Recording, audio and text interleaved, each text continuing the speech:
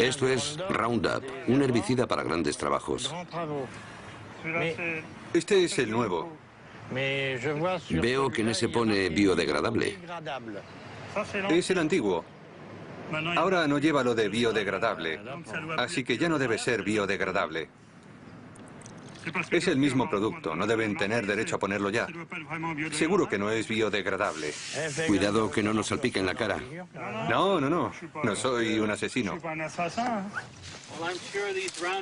Estoy seguro de que esta soja Roundup Ready ya está lista para cosechar.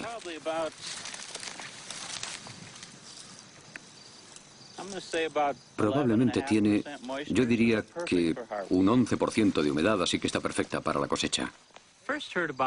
La primera vez que oí hablar de la soja Roundup Ready fue hace 8 años en una revista agrícola. Me pareció una innovación muy interesante. La soja contiene una proteína que ha sido introducida en la planta mediante manipulación genética que la hace resistente al Roundup. El Roundup se pulveriza sobre las plantas. Las ventajas son evidentes. Si busca en mis campos, no encontrará malas hierbas. Siga las instrucciones de empleo.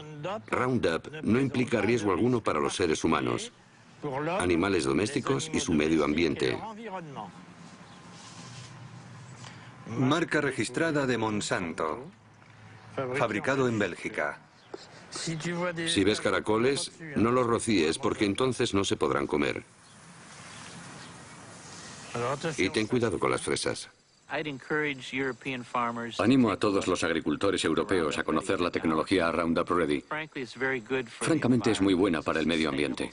Es un sistema sostenible, así que pruébenlo.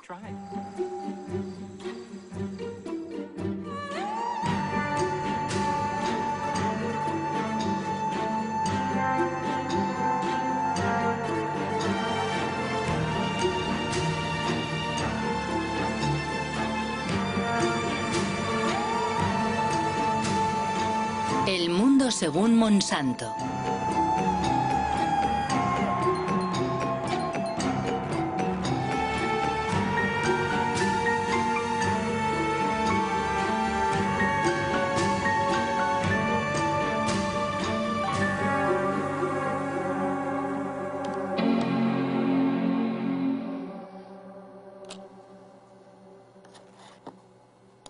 Monsanto.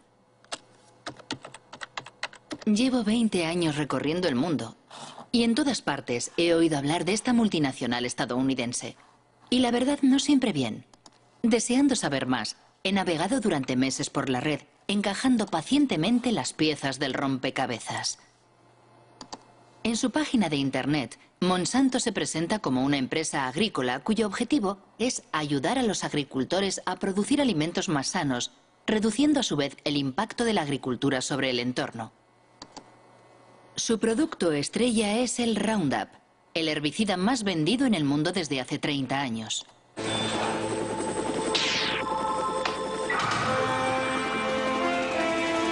Una aplicación y se acabaron las malas hierbas. Roundup. Monsanto es igualmente líder mundial en biotecnología. El 90% de los OMG, organismos modificados genéticamente o transgénicos, cultivados en el planeta son suyos. La gran mayoría fueron manipulados genéticamente para que fueran resistentes a las emisiones de Roundup, como por ejemplo la soja Roundup Ready, literalmente lista para el Roundup.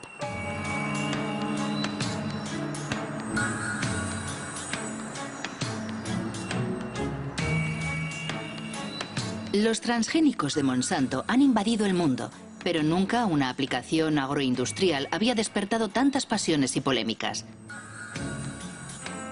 ¿Por qué? ¿Cuáles son los riesgos de los OMG? ¿Y puede el pasado de la empresa aclarar lo que realmente es o pretende ser en la actualidad? Fundada en 1901 en San Luis, en el estado de Missouri, Monsanto no ha sido siempre una empresa agrícola. Fue en primer lugar una de las mayores empresas químicas del siglo XX. La química trabaja para usted, al igual que Monsanto trabaja para usted. Monsanto. La química creativa hace maravillas para usted. Las maravillas cantadas por la publicidad han hecho de Monsanto una de las empresas más polémicas de la era industrial. Agente naranja, aspartamo, Hormonas del crecimiento bovino. PCB. Los PCB, aceites químicos utilizados como aislantes en los transformadores eléctricos, fueron la estrella de la compañía durante casi 50 años. Se comercializaron como Aroclor en Estados Unidos, Pyralene en Francia, Oclofen en Alemania, hasta el momento en que fueron prohibidos a comienzos de los años 80. Monsanto, PCB.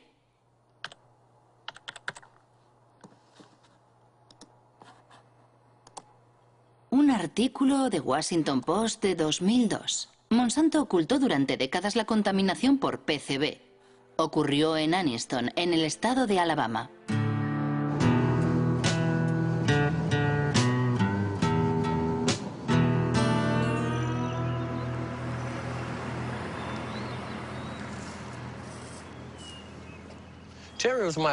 Terry era mi hermano pequeño. Murió en 1971 de un tumor cerebral, cáncer de pulmón y una enfermedad coronaria. Tenía 16 años. En los últimos 3 años he perdido a la mayor parte de mis amigos. Murieron a causa de enfermedades como el cáncer, la diabetes, la hepatitis, todas enfermedades relacionadas con los PCB.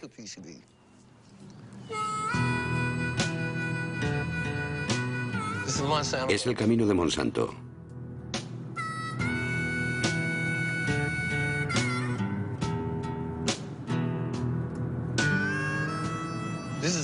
Aquí solo viven negros. Siguen viviendo aquí a pesar de que todas las casas están contaminadas. Hace 6 meses descontaminaron ese jardín de allí. Antes había casas aquí, la gente vivía en ellas, pero todos se tuvieron que mudar y las casas fueron demolidas.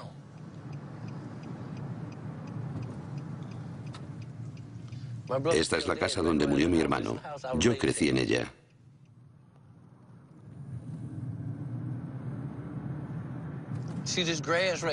¿Veis aquel talud? Ahí es donde están enterrados los PCB. Monsanto obtuvo permiso para enterrar los PCB en Anniston. Ese es el canal de Snow Creek, que corre sobre cemento. Salía de la fábrica y vertía los PCB justo aquí. El agua estaba envenenada y no se lo dijeron a nadie, salvo al Estado, que no nos dijo nada.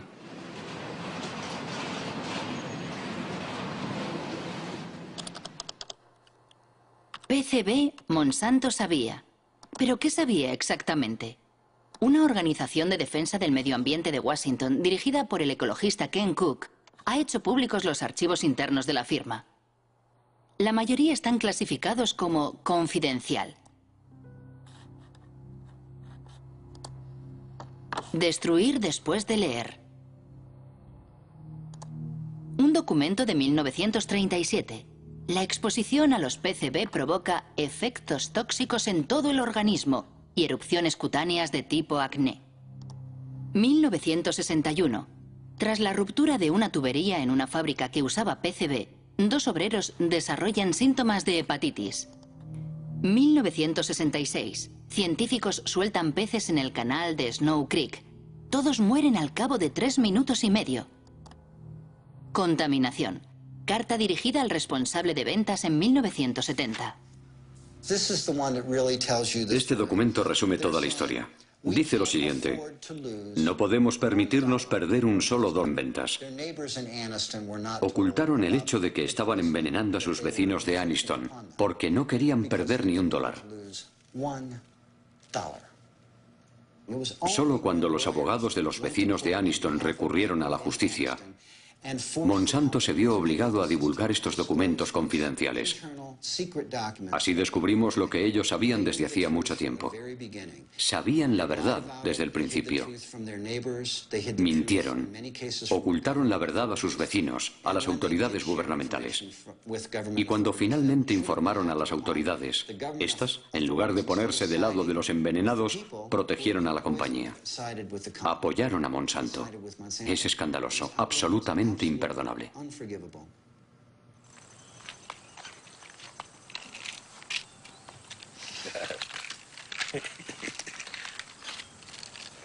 ¿Esta es toda tu medicación?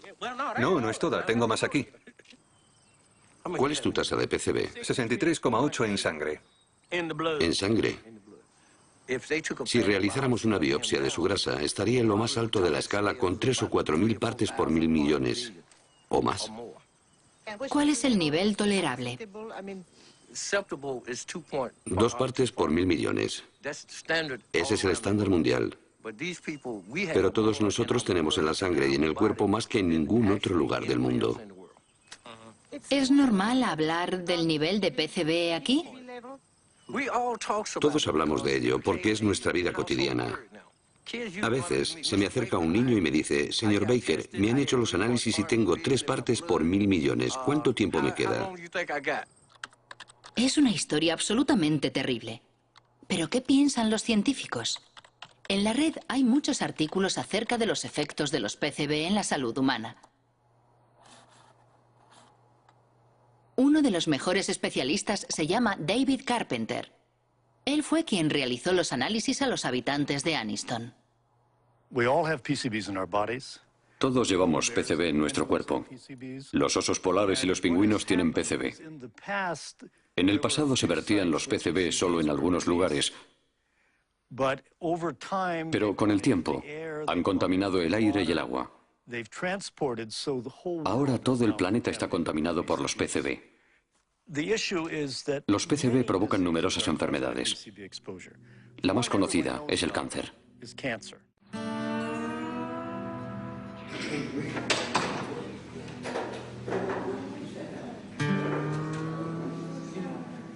Mis análisis dicen que tengo 202 partes por 1.000 millones en mi sistema. Las mujeres contaminadas por PCB dan a luz a hijos con un coeficiente intelectual reducido. 29,6. Los PCB reducen el funcionamiento de la glándula tiroides. 1.800. Los PCB alteran las hormonas sexuales. Morir, dejadme morir. Morir en paz. Él pagará, dije entonces. Pagará por todo el daño que nos ha hecho. En 2001, 20.000 vecinos de Anniston presentaron una demanda contra Monsanto. La compañía Isolutia, su filial, fue condenada finalmente a pagar $700 millones en indemnizaciones a las víctimas, descontaminar el lugar y construir un hospital especializado. Pero ningún directivo de Monsanto ha sido juzgado. En el sistema jurídico americano, es muy infrecuente que los ejecutivos o directivos de la empresa sean considerados responsables penalmente. Sin embargo, tenemos la posibilidad de demandar a las empresas por la vía civil. Y tienen que pagar. En realidad, las indemnizaciones y los intereses que pagan décadas más tarde las empresas solo son una mínima parte de sus beneficios. Por lo tanto, resulta rentable guardar el secreto. Nos preguntamos qué secretos estarán ocultándonos ahora. Nunca podremos confiar en que una gran empresa como Monsanto nos diga la verdad sobre un producto o un problema de contaminación. Jamás. No podemos confiar en Monsanto, dice Ken Cook. Y si tomamos como ejemplo el Roundup, el herbicida favorito de los jardineros y agricultores, ¿qué es exactamente? Es el nombre comercial dado por Monsanto al glifosato, un herbicida no selectivo o total, porque destruye todas las plantas. Lanzado al mercado en 1974, obtuvo un éxito fulgurante porque Monsanto afirmó siempre que era biodegradable y bueno para el entorno. Le presentamos Roundup, el primer herbicida biodegradable. Destruye las malas hierbas desde el tallo a las raíces y no contamina la tierra ni el hueso de Rex. Roundup, el herbicida con el que da gusto quitar las malas hierbas. Roundup, biodegradable. Ken Cook tiene razón. La empresa ha sido condenada 2 veces por publicidad engañosa. La primera en Nueva York, en 1996. La segunda en Francia, el año pasado. Los jueces consideraron que las menciones biodegradable, deja el suelo limpio y respeta el medio ambiente eran mensajes publicitarios engañosos. Más aún considerando que según los estudios realizados por el propio grupo Monsanto, solo se consigue un nivel de degradación biológica del 2% después de 28 días. He ahí la razón por la que biodegradable ha desaparecido recientemente de los bidones. Pero eso no es todo.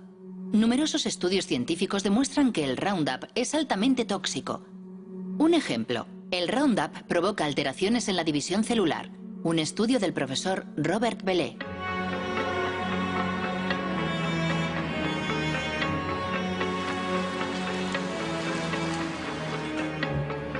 El profesor Bellet trabaja para el CNRS y el Instituto Pierre y Marie Curie. Ha estudiado los efectos del Roundup sobre óvulos fecundados de erizos de mar. La gran sorpresa fue que el Roundup afectaba a la división celular. Enseguida observamos que el Roundup alteraba el proceso de la división celular, no al mecanismo de la división, sino a los mecanismos que controlan la división de las células. Es necesario comprender cómo se origina un cáncer. Al principio las células no son cancerosas, pero a partir de un determinado momento se producen modificaciones en ellas y la modificación principal es lo que se denomina la inestabilidad desde el punto de vista genético. Y esa es la primera alteración que hemos observado y demostrado para el Roundup. Por eso mantenemos que, en nuestra opinión, el Roundup induce las primeras etapas que conducen al cáncer. Y tenemos cuidado de no decir inductor del cáncer, porque el cáncer lo veremos dentro de 30 o 40 años. Inmediatamente cuando obtuvimos esos resultados, nos dimos cuenta de la importancia que podía tener para la gente que lo usa, porque las dosis con que trabajamos son muy inferiores a aquellas que utiliza la gente. Y pensamos, rápido, es necesario alertar lo antes posible y de la mejor forma posible a la opinión pública. Y para hacerlo pensé que lo mejor sería dirigirme a mis superiores y me sorprendió un poco, la verdad, muchísimo, cuando me sugirieron o incitaron vehementemente a que no hiciera públicos los resultados porque detrás estaba la cuestión de los transgénicos. Es una historia increíble. Se ha ocultado la toxicidad del Roundup para proteger el desarrollo de los transgénicos. Remontémonos al inicio de la historia de los transgénicos.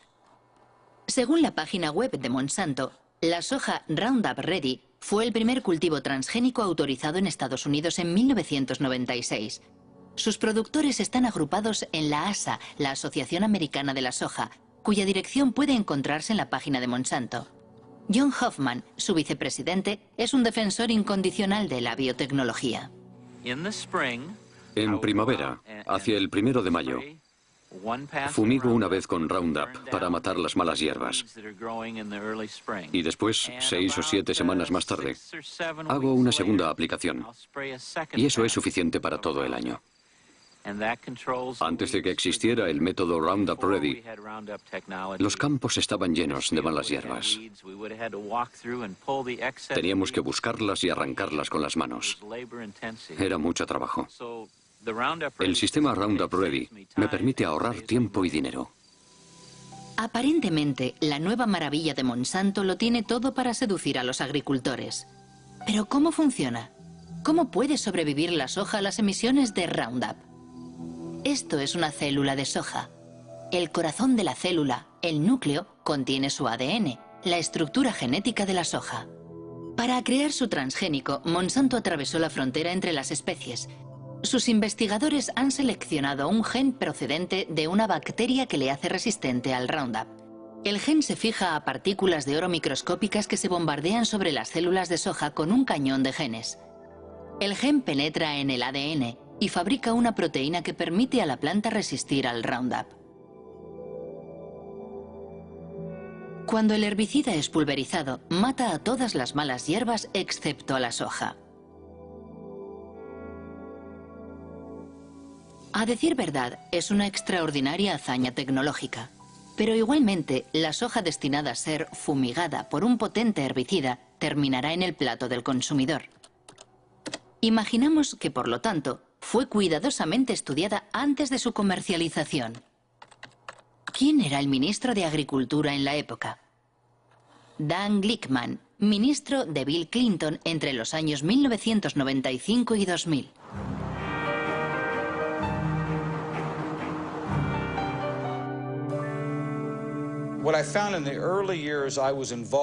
Al inicio de mi mandato, Existía un amplio consenso agroalimentario en el seno del gobierno de Estados Unidos. Quien no bajara la cabeza ante el desarrollo rápido de la biotecnología y de los cultivos transgénicos era considerado como alguien contrario a la ciencia y al progreso.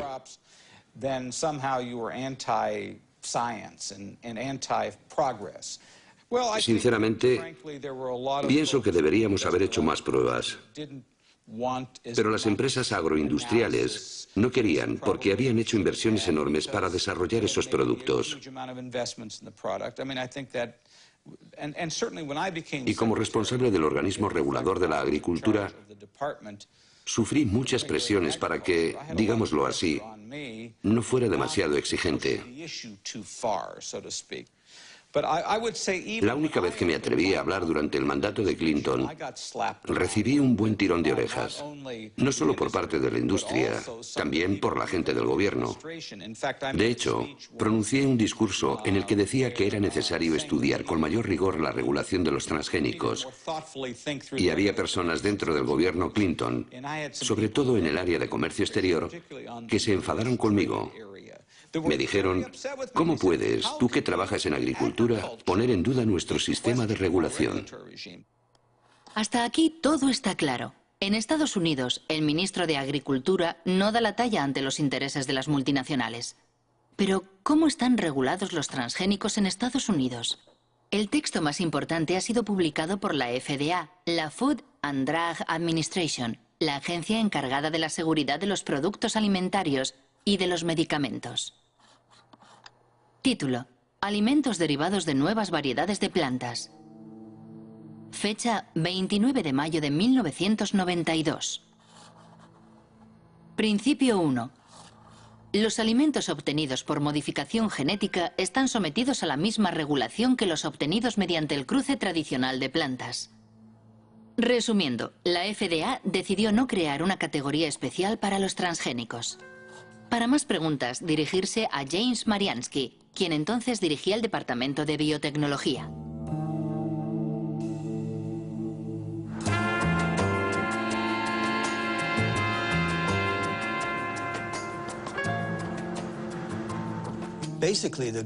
Básicamente, el gobierno tomó la decisión de no crear leyes nuevas. Pensaba que las leyes existentes podían aplicarse a las nuevas tecnologías. Eso quiere decir que la Casa Blanca le pidió a la agencia que escribiera un texto en el que los transgénicos no estuvieran sujetos a una reglamentación específica. Pero no se hizo basándose en datos científicos. Fue una decisión política. Sí, fue una decisión política que afectaba a muchos ámbitos, no solo al de la alimentación. Se aplicaba a todos los productos de la biotecnología. Una confesión increíble. James Mariansky reconoce que la reglamentación de los transgénicos se basó en una decisión política y no científica. Pero, ¿cómo fue argumentada esa decisión? Principio 2. Los componentes de los alimentos resultantes de una planta genéticamente modificada serán los mismos o similares sustancialmente a aquellos que se encuentran comúnmente en los alimentos. Dicho de otra forma, la FDA considera a priori que una planta modificada genéticamente es similar a una planta convencional. Es el denominado principio de equivalencia sustancial, que ha sido seguido en todo el mundo. Es el centro de debate que opone a los partidarios y detractores de los transgénicos. ¿Cómo pudo decir la FDA que una planta transgénica era similar a una planta convencional? Sabemos que los genes que se introducen en las plantas mediante la biotecnología producen proteínas muy parecidas a aquellas que hemos consumido durante siglos.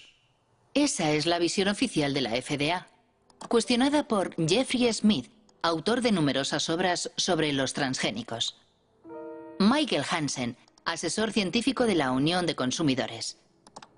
Y el ensayista Jeremy Rifkin, que fue el primero en denunciar el principio de la equivalencia sustancial.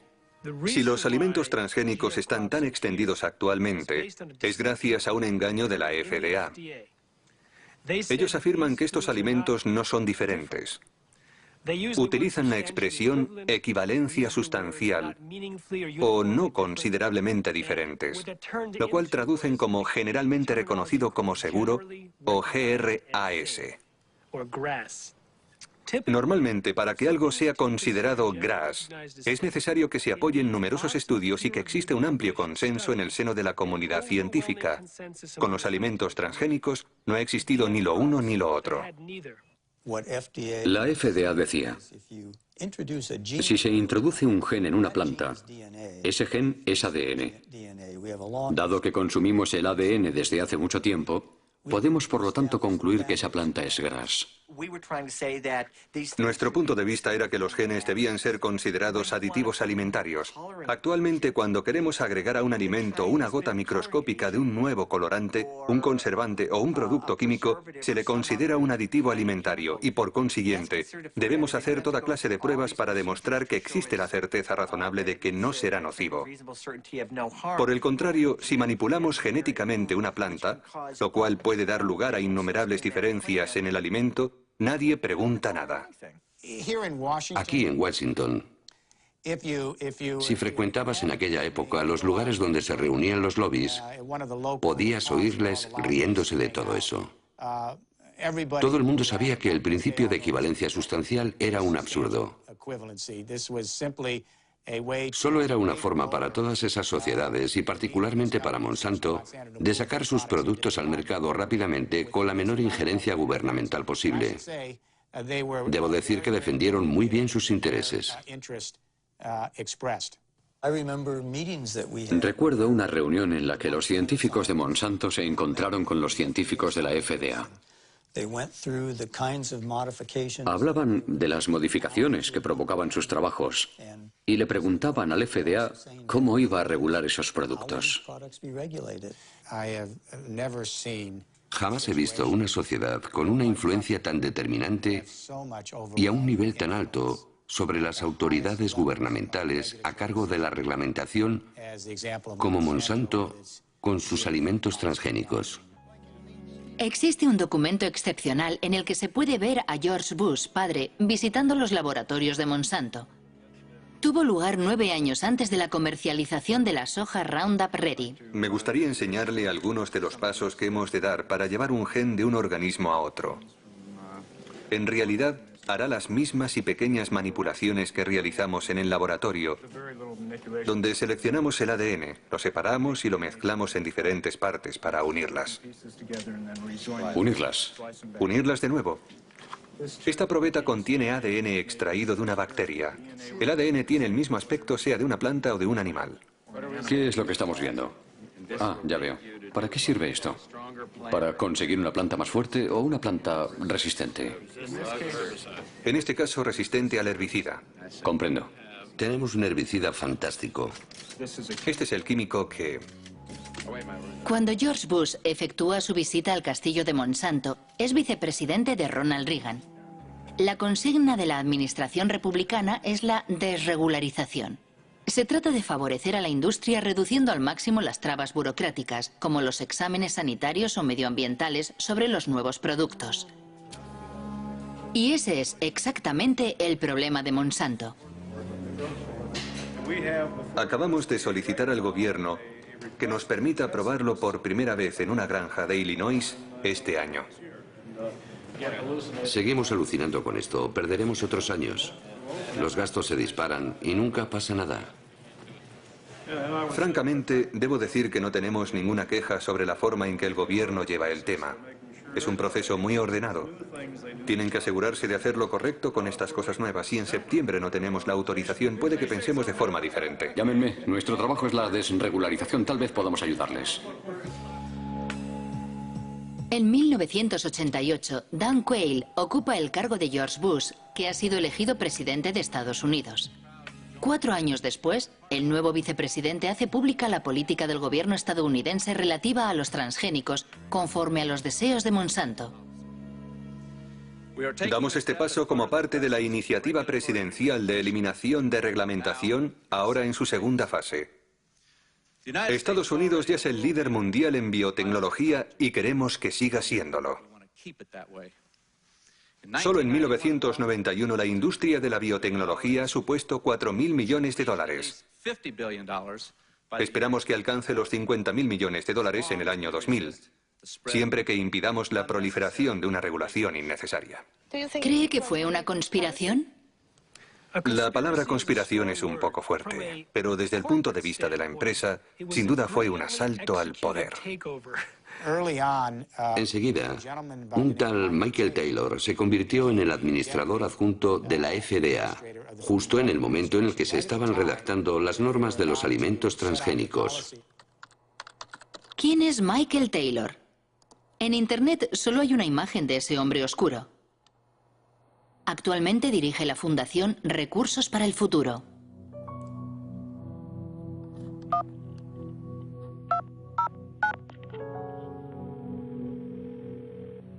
Hola, soy Marie-Monique Robin. Hola, soy Mike Taylor. Quisiera preguntarle sobre su papel cuando trabajaba en la FDA. Antes de ser contratado por la FDA, usted fue abogado de Monsanto durante 7 años, ¿no es así? Bueno, era socio de un bufete de abogados del cual Monsanto era cliente y trabajé en algunos asuntos de Monsanto, sí. Ajá. Aparentemente, si lo que he leído es cierto, la FDA creó un cargo nuevo para usted, jefe de la Comisión de Reglamentación. Bueno, ¿Se trataba de una necesidad específica de la FDA en aquel momento debido a los nuevos transgénicos? yo no tuve nada que ver con los alimentos transgénicos, nada en absoluto. Yo no fui el creador de esa política, pero eso es, simplemente, eso es falso. Llegó a la FDA en julio de 1991. Hasta esa fecha había trabajado en el bufete de abogados King y Spalding. Entre sus clientes se contaba no solo Monsanto, también el IFBC, el Comité Internacional de los Alimentos y la Biotecnología. Escribió un documento para el IFBC explicando la manera en la que al Consejo le gustaría que se reglamentaran los alimentos transgénicos.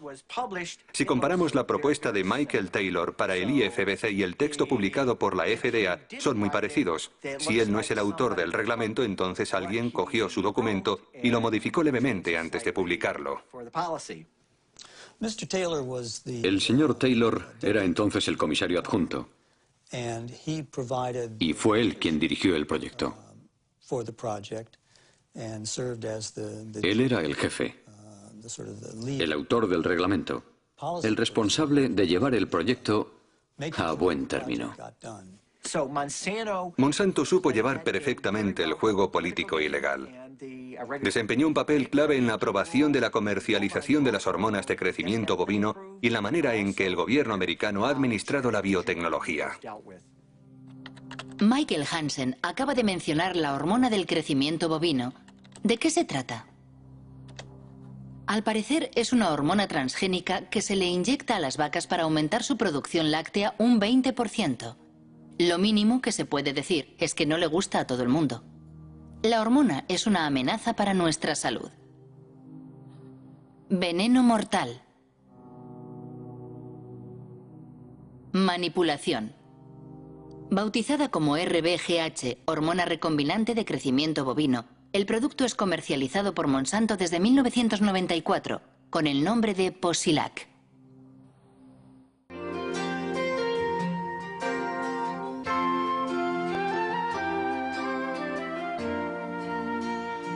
Posilac es el nuevo producto más seguro de la historia.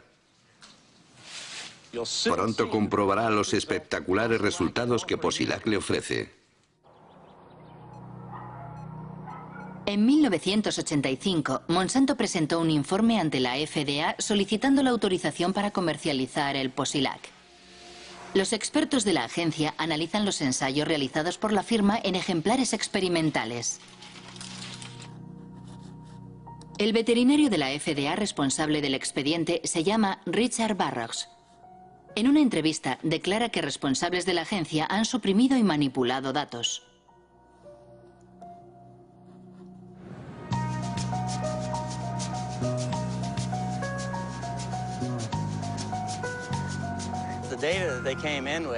Los datos científicos que la empresa enviaba no tenían en cuenta las necesidades de los productores de leche.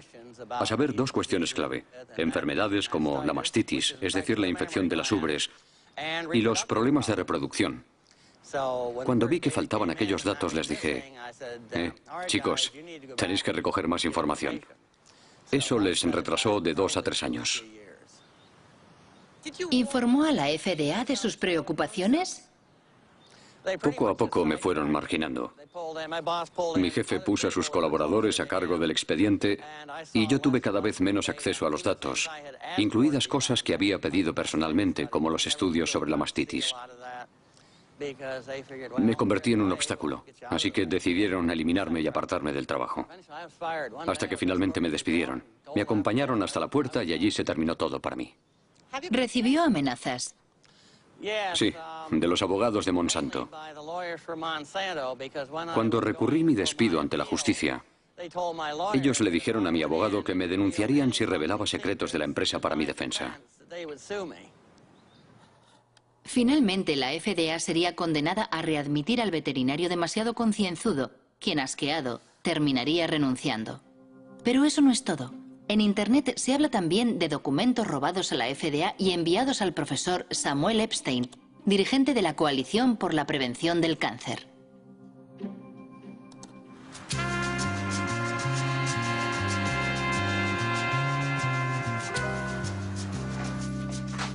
En 1990, el profesor Epstein publica un artículo en The Milkweed, una revista de referencia especializada en leche que dirige el periodista Pete Hardin. Una primicia basada en documentos secretos que los dos hombres investigaron minuciosamente. Un día encontré en la oficina una caja enorme llena de documentos enviada desde Washington por un remitente anónimo.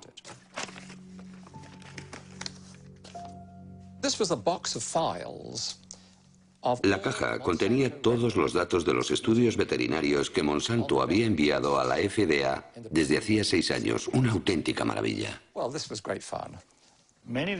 La mayor parte de los documentos son originales, con la frase información interna y confidencial que no puede ser reproducida, revelada o enviada fuera de la empresa sin la debida autorización.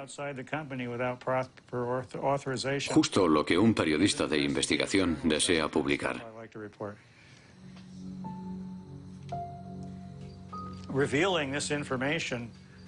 La revelación de esos informes enfureció a Monsanto y a la FDA. Nosotros demostramos que los cambios fisiológicos observados en los animales tratados con la hormona eran dramáticos.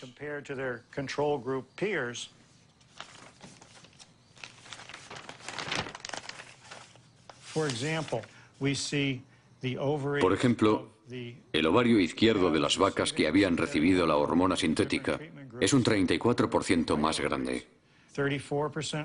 Hasta un 42 o un 44% según los grupos. Más aún, los informes demuestran que los animales tratados tienen graves problemas para reproducirse.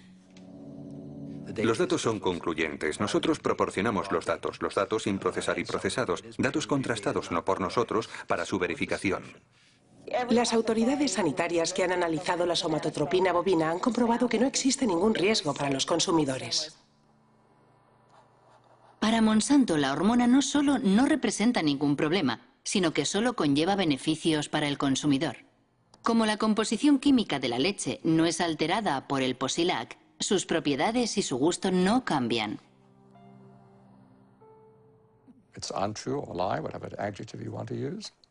No es verdad, es mentira. Es un producto muy diferente por muchas razones.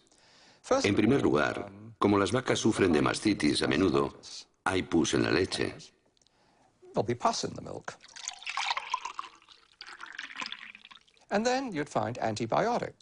Además, debido al tratamiento de la mastitis, se encuentra una gran cantidad de antibióticos en la leche.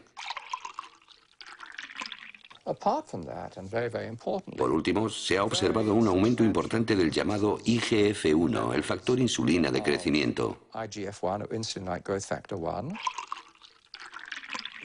Desde los años 80, unos 60 estudios han demostrado que existe una relación directa entre un nivel elevado de IGF-1 y el cáncer de mama, de colon y de próstata.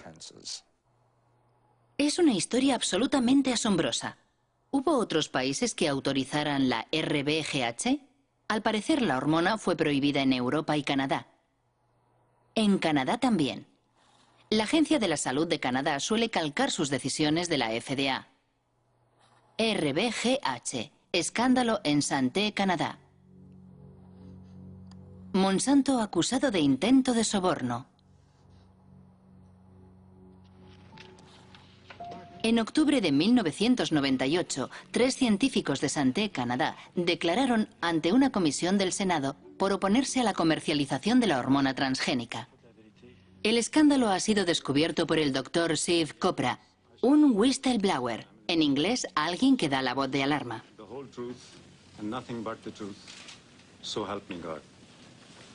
Me pregunto qué verdad voy a decir. La verdad que yo conozco o la que el ministerio me dice que diga. Y este es mi conflicto. Le hago esta pregunta a los 3. ¿Monsanto se puso en contacto con alguno de ustedes? Doctora Haydon. Asistí a una reunión en 1989-90 con representantes de Monsanto y el doctor Drennan, mi superior, y también el doctor Messier. La compañía nos ofreció de 1 a 2 millones de dólares. No sé lo que sucedió después, pero mi director dijo después de la reunión que iba a presentar un informe sobre lo ocurrido a sus superiores.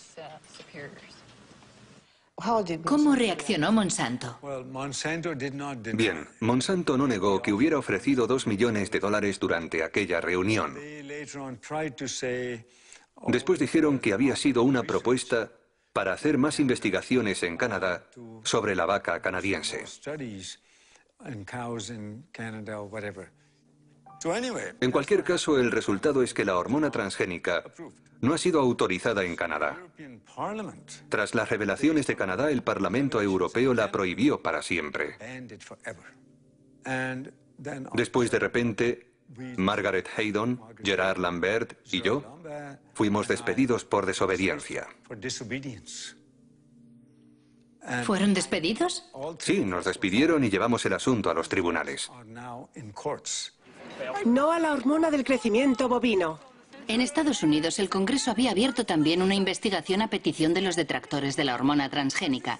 Entre otras cosas, denunciaban la prohibición de etiquetar la leche según su origen, lo cual impedía elegir a los consumidores. Curiosamente, la investigación nunca concluyó. La hormona de crecimiento bovino BGH es una prueba de la aceptación de la ingeniería genética por el consumidor. ¡A la basura! ¡A la basura! ¡A la basura!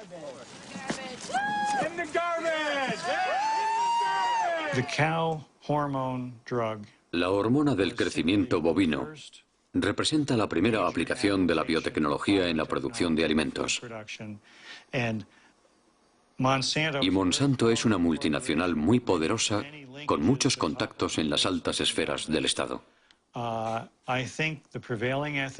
el gobierno federal, el desarrollo de la biotecnología supone una apuesta tan importante que prefiere ignorar estas cuestiones, digamos secundarias, que son la salud de las vacas o de los consumidores. La razón por la cual la FDA ha autorizado la comercialización del RBGH es que numerosos antiguos empleados de Monsanto ocupan puestos clave en la FDA. Entraron en la agencia para conseguir que ésta aprobara el producto. Es lo que llaman las puertas giratorias, con un efecto de doble hélice. Puertas giratorias. Sí, las puertas giratorias. No solo en agricultura hay puertas giratorias. Las hay en muchos sectores. Donald Rumsfeld fue director general de Shell, una filial de Monsanto. El antiguo embajador estadounidense de Comercio Exterior, Mickey Cantor, fue consejero de administración de Monsanto. Clarence Thomas, juez de la Corte Suprema, trabajó para Monsanto. Monsanto, puertas giratorias, en francés las sillas musicales. Estado de la cuestión no exhaustivo en 1999. Linda Fisher pasa de la EPA a la Agencia de Protección Ambiental a Monsanto. Michael Friedman de la FDA a Monsanto. Marshall Hale y Josh King de la Casa Blanca a Monsanto. Margaret Miller de Monsanto a la FDA. William D. Ruckelshaus de la EPA a Monsanto. Sin olvidar a Michael Taylor, que ha hecho varias veces el camino de ida y vuelta. Una vez terminada su misión en la FDA, ¿fue nombrado vicepresidente de Relaciones Públicas de Monsanto? Sí. ¿Para usted no existe el conflicto de intereses? No. No. Y de nuevo, las reglas son las reglas. Y yo jugué según las reglas. Considero que en términos de aceptación pública ha sido un error tras otro. Cuando intentas tener una estrategia para que el público comprenda y acepte una nueva tecnología, el hecho de que la primera aplicación esté relacionada con la leche de la cual producimos más de la que necesitamos, ayuda a crear un clima de... Sospecha. Sospecha. Creo que la idea de que las compañías no estén obligadas en todos los casos de alimentación transgénica a contar con la autorización de la FDA, a diferencia de lo que ocurre en Europa, creo que eso, para la confianza del público, desde la perspectiva del consumidor, no es un sistema suficiente. Personalmente dije que el Congreso debía cambiar la ley. El Congreso debería crear un sistema de notificación obligatorio que asegure que todos los productos sean supervisados por la FDA y que la FDA certifique la seguridad de todos los productos. Una declaración sin duda muy interesante. Al parecer, Michael Taylor se arrepiente de la normativa que él mismo firmó en 1992. ¿Qué pensaban los científicos de la FDA? ¿Existía un consenso sobre la regulación de los transgénicos? Documentos internos demuestran que la agencia ignoró las inquietudes de sus propios científicos. Firmado Steven Drucker.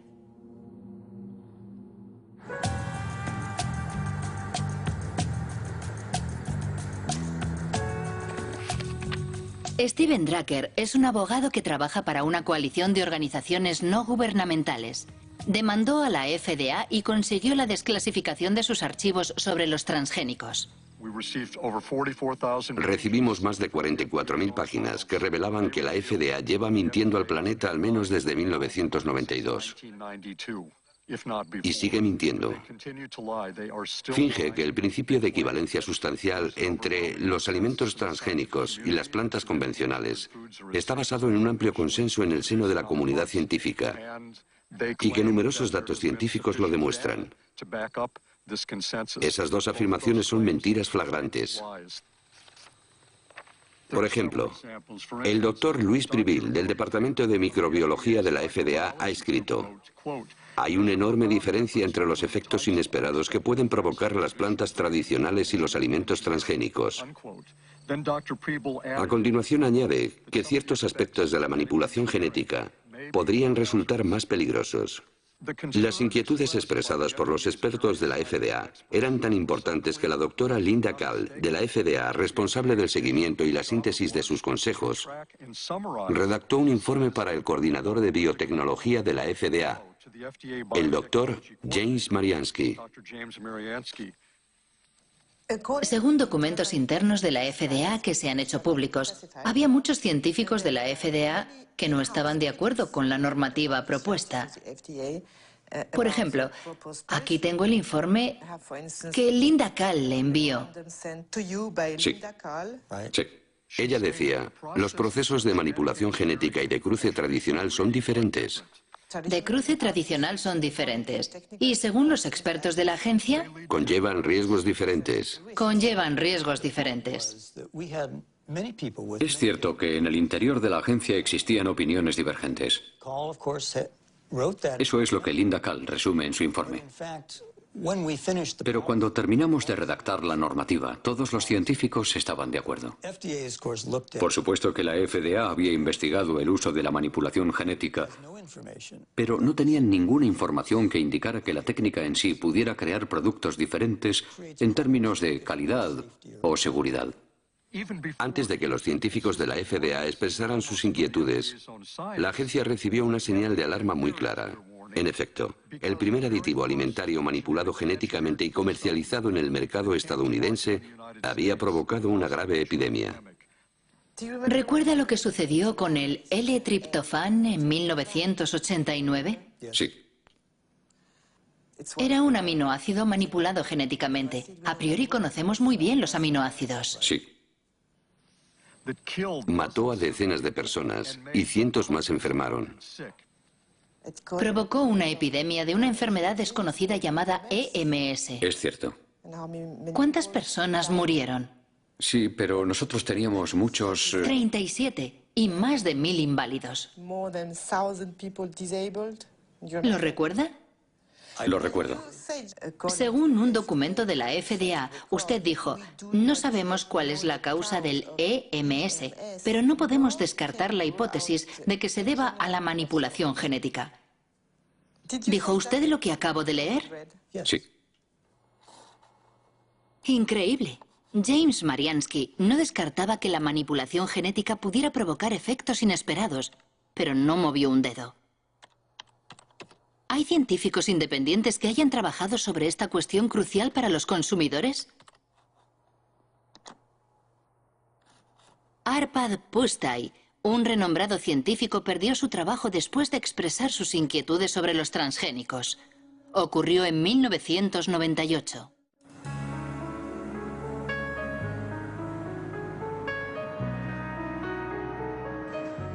Arpad Pusztai trabajaba para el Instituto Rowlett, en Escocia, y había dirigido un estudio sobre las patatas transgénicas por encargo del Ministerio de Agricultura. El presupuesto de más de 2 millones de euros movilizó a 30 investigadores durante 2 años para preparar la llegada de los transgénicos a Gran Bretaña. Todos estábamos entusiasmados. Yo estaba entusiasmado. El ministerio pensaba que si hacíamos ese estudio, examinando todos los aspectos, aquello serviría de apoyo a los alimentos transgénicos. Cuando llegara el momento de comercializar los productos, podrían decir que el mejor laboratorio de nutrición europeo había comprobado que no existía ningún problema. Arpad Pusztai es especialista en lectinas. Son proteínas que tienen una función insecticida y que protegen a las plantas contra los pulgones. Los científicos del Instituto Rowlett crearon patatas resistentes al pulgón insertando un gen del narciso de las nieves que produce la famosa lectina. Antes, habían verificado que las lectinas, en su estado natural, no son peligrosas para la salud. Las patatas transgénicas fueron probadas en ratas. Constatamos 2 efectos. En primer lugar, la proliferación de células en el estómago, lo cual no es bueno. Yo no digo que sea canceroso, pero puede facilitar el desarrollo de tumores causados por los productos químicos.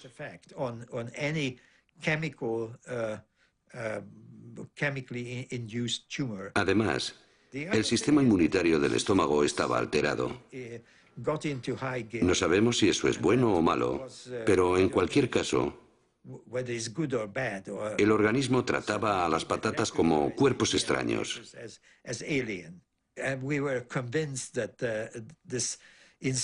Estábamos seguros de que la manipulación genética estaba en el origen del problema y no el gen de la lectina, porque lo habíamos comprobado aisladamente en una concentración 800 veces mayor sin consecuencias negativas.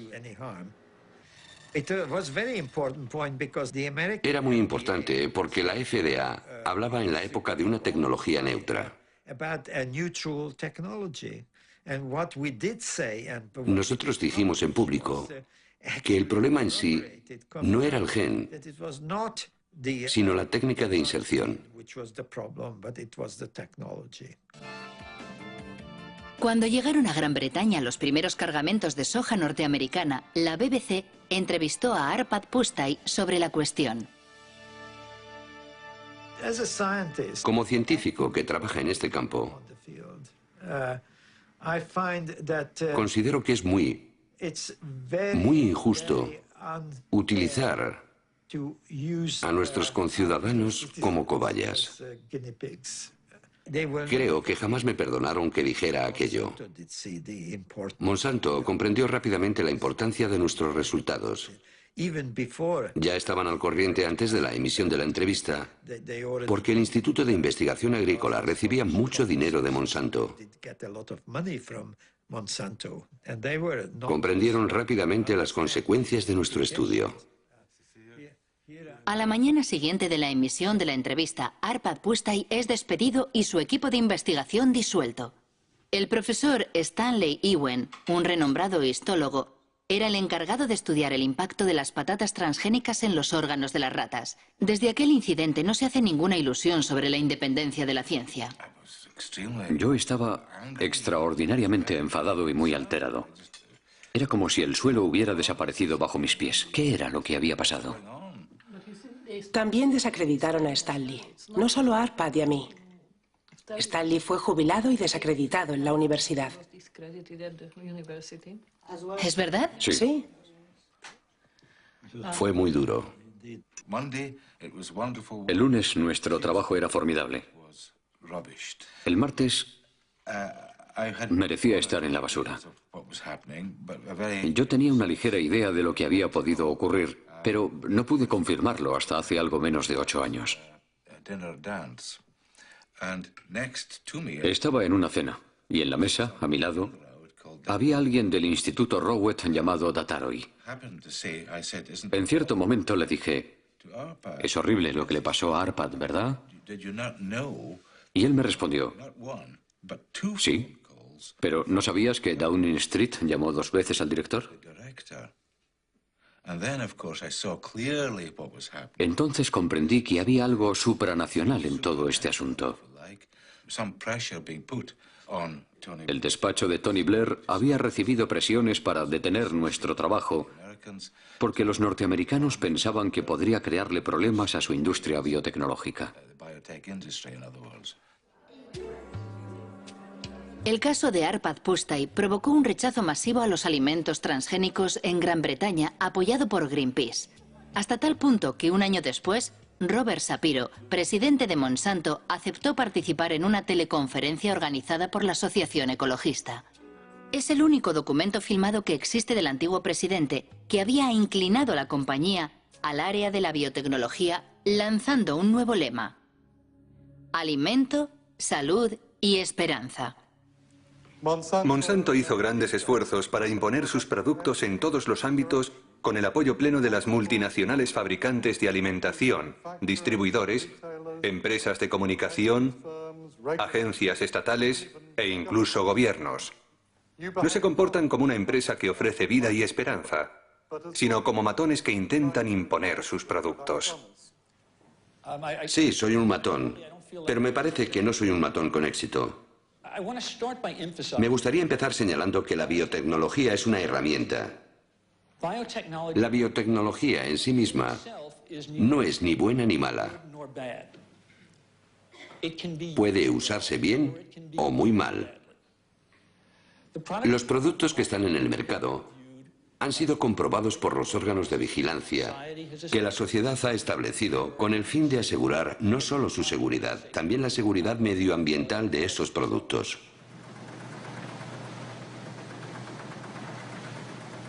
Diez años después de su lanzamiento comercial, la soja Roundup Ready representa el 90% de la soja cultivada en Estados Unidos y el 70% de los alimentos vendidos en los comercios americanos contiene productos transgénicos. A diferencia de lo que ocurre en Europa, los consumidores no pueden elegir porque está prohibido etiquetarlos como transgénicos. Una consecuencia directa del principio de equivalencia sustancial. Tengo un grano de soja en la mano y lo puedo comer con toda confianza. Es muy seguro. Creo que la FDA confía en que esta soja es tan segura como las demás variedades. ¿Cómo puede estar tan segura la agencia? Se basa en los datos que la empresa proporcionó a la FDA y que han sido evaluados por los científicos de la agencia. A ninguna empresa le interesa realizar un estudio para, a continuación, ocultar los resultados. ¿Cómo puede estar tan seguro James Mariansky? Si tecleamos Monsanto falsificó estudios científicos, obtenemos 174.000 respuestas. Entre ellas un informe de la EPA, la Agencia de Protección Ambiental de Estados Unidos. Monsanto habría falsificado investigaciones sobre los efectos cancerígenos de la dioxina.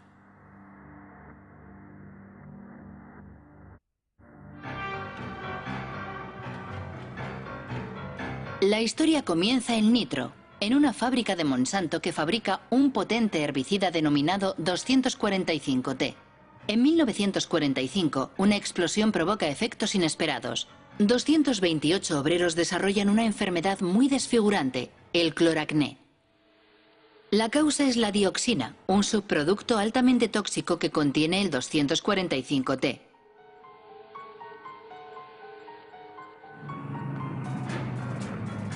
El 245T era el componente principal del agente naranja, el defoliante empleado por el ejército americano en la guerra de Vietnam.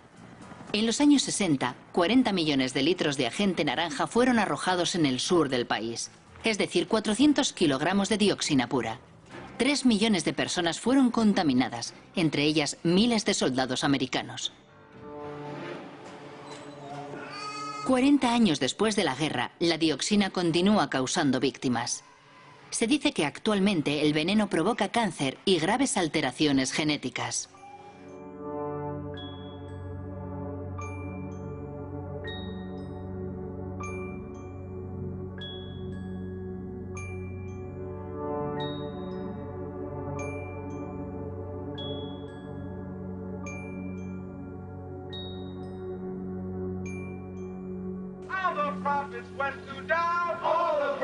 En 1978, cuando los veteranos de guerra estadounidenses demandaron a los fabricantes del agente naranja, exigiendo una indemnización, Monsanto financia 3 estudios sobre los efectos a largo plazo de la dioxina.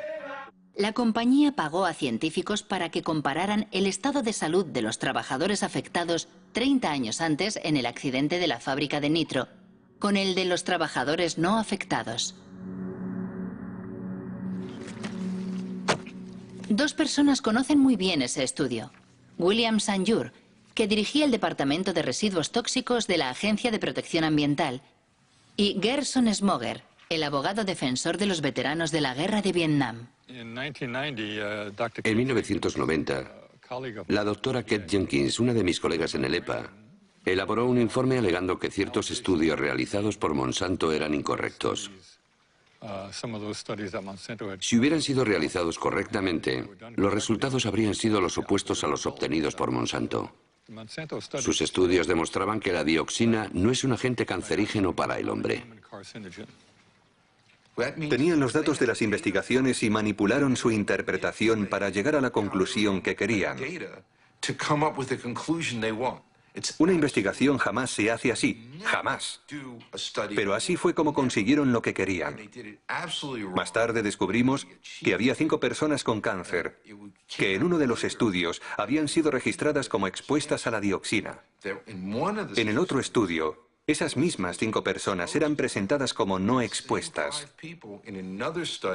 Al introducir esas 5 personas en el grupo de no expuestas, provocaban la impresión de que había los mismos casos de cáncer en ambos grupos. De esa forma llegaban a la conclusión de que no había ninguna diferencia. Fue así como miles de veteranos de guerra vieron rechazada su demanda de una indemnización por haber sido expuestos al agente naranja. Esos estudios afectaron a toda la legislación en Estados Unidos durante 7 o 9 años. Como Kate Jenkins era una buena científica y una buena empleada de la EPA, y una persona valiente, dicho sea de paso, envió un informe al Consejo Científico de la EPA solicitando que se examinaran de nuevo esos estudios para comprobar su metodología. De hecho, jamás se ha investigado a Monsanto. Nadie investigó esos 2 estudios, nadie. La única investigación que se llevó a cabo fue sobre Kate Jenkins, la persona que dio la voz de alarma. Su vida se convirtió en un infierno. La acosaron, la obligaron a cambiar de trabajo, la persiguieron. ¿Cree a Monsanto cuando dicen que sus transgénicos no representan ningún problema para la salud? No me creo ni una palabra de lo que dice esa empresa, nada. Todo lo que dicen debe ser minuciosamente verificado por personas independientes, con la condición de que sean competentes y realmente independientes. Efectivamente, para demostrar la inocuidad de la soja Roundup Ready, Monsanto realiza un estudio que se publicó en 1996 en una revista científica importante. Supuestamente, medía los efectos de la soja transgénica sobre la salud de los animales, en especial sobre las ratas. El estudio fue cuidadosamente desmenuzado por un científico danés ya fallecido, el noruego Ian Prime.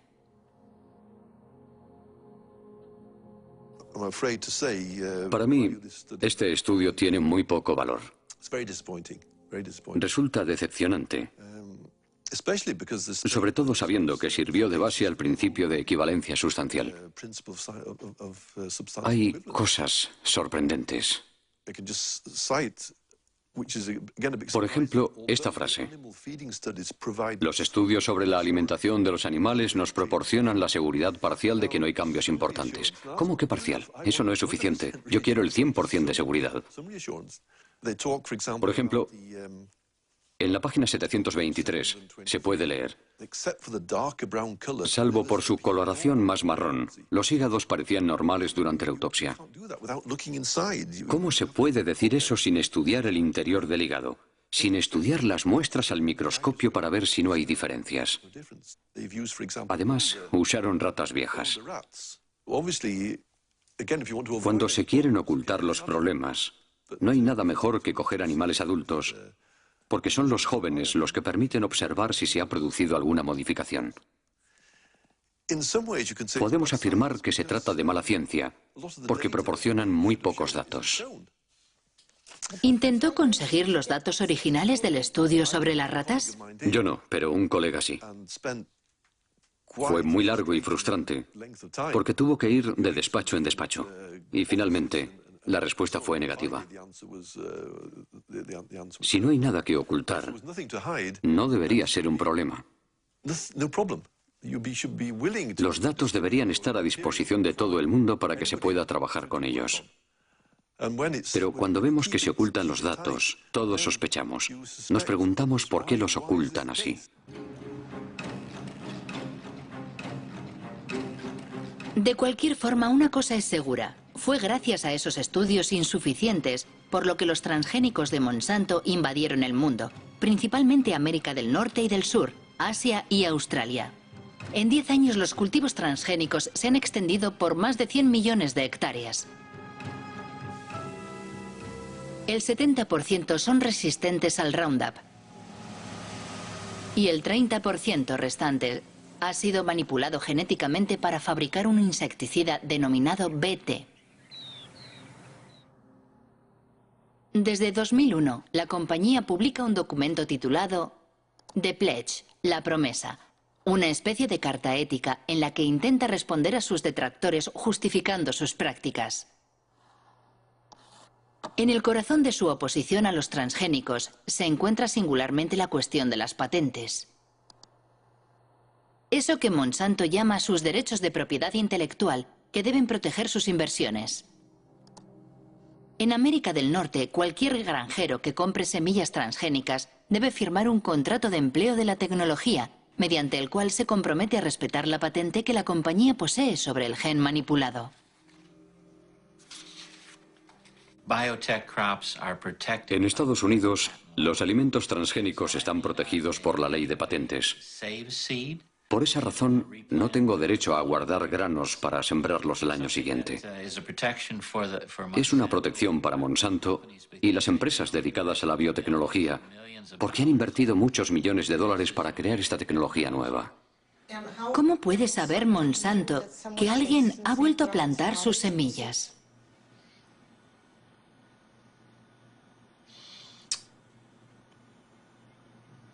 No sé responder a esa pregunta.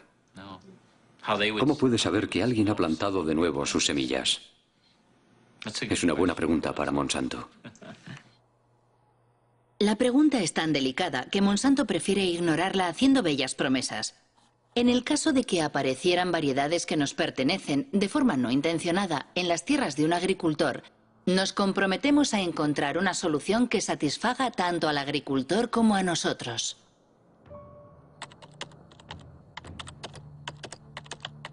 Pero la realidad resulta mucho menos idílica. El Centro para la Seguridad Alimentaria de Washington ha publicado un estudio sobre los agricultores demandados por Monsanto por no respetar su patente sobre semillas. Se han contado al menos un centenar de procesos y numerosas quiebras. Entre las víctimas se cuenta Troy Rush, un agricultor de Indiana.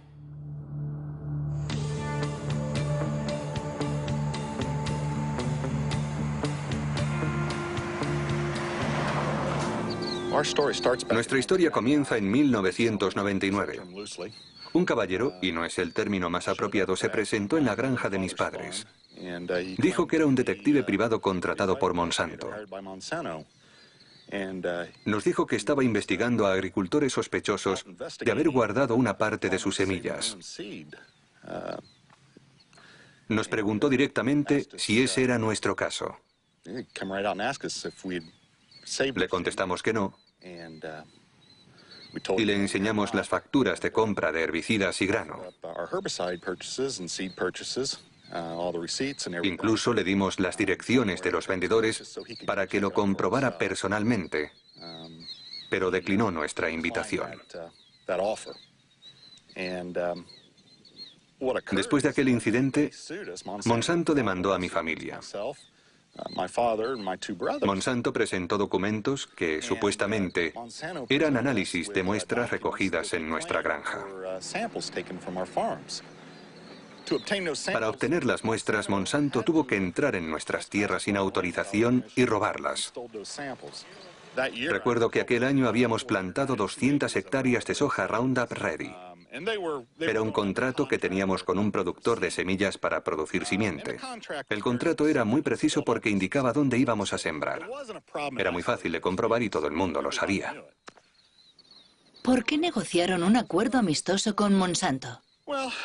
Al cabo de 2 años y medio, la familia estaba completamente destrozada a causa del estrés.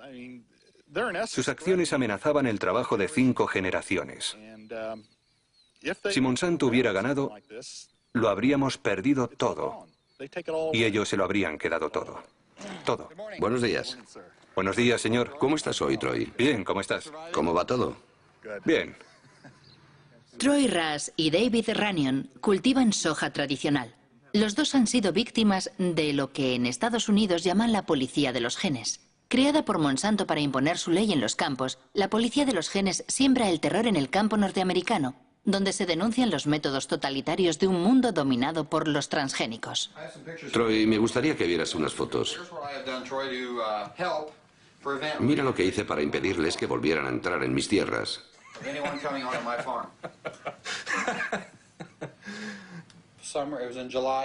Era el mes de julio de 2003. Llegaron a mi casa sobre las 19 horas. ¿Quiénes fueron? Los empleados de Monsanto. Me enseñaron su tarjeta de visita y me hicieron algunas preguntas sobre mis cultivos de soja, de maíz y sobre dónde vendía mi cosecha. Les dije, vale, se acabó la conversación. Las patentes lo han cambiado todo. Han destruido la confianza que existía entre vecinos. Personalmente, solo hablo y tengo amistad con 2 agricultores. ¿De verdad tienen miedo los agricultores? Por supuesto que tienen miedo. Es imposible defenderse de esa compañía.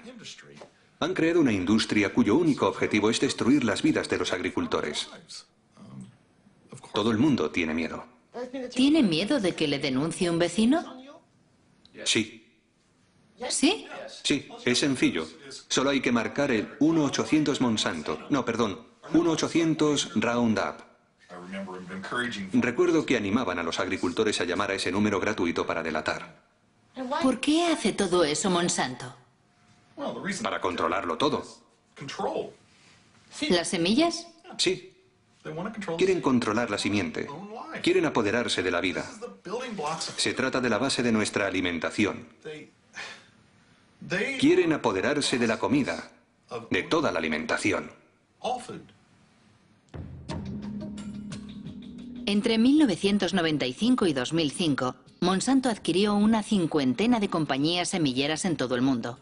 Esas adquisiciones afectan a las semillas de soja, maíz, algodón, de trigo, pero también de legumbres, tomates, patatas y sorgo. Por doquier crece la inquietud por este monopolio que, a la larga, podría conducir a la desaparición pura y dura de todas las semillas no transgénicas. No es esa la opinión de Monsanto, que defiende los beneficios de la biotecnología, especialmente en los países en vías de desarrollo como India. Nuestros productos reportan importantes beneficios económicos no solo a los grandes productores, también a los pequeños. Por lo general ofrecen cosechas de mejor calidad y una rentabilidad más alta.